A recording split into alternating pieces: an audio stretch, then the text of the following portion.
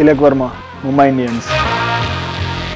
ఒక 20 ఏళ్ల కుర్రాడు హైదరాబాద్ నుంచి వచ్చి IPL స్టార్ అవ్వడం చూసారా?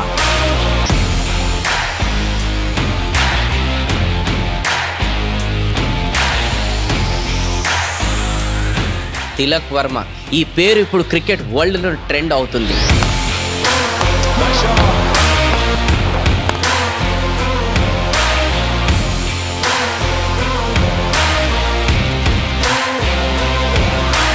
అదే తిలక్ వర్మ ఒక్క రోజులనే హీరో నుంచి విలన్గా మారిన లేదా మార్చబడ్డ ఈ కుర్రాడి స్టోరీ ఏంటో మీకు తెలుసా?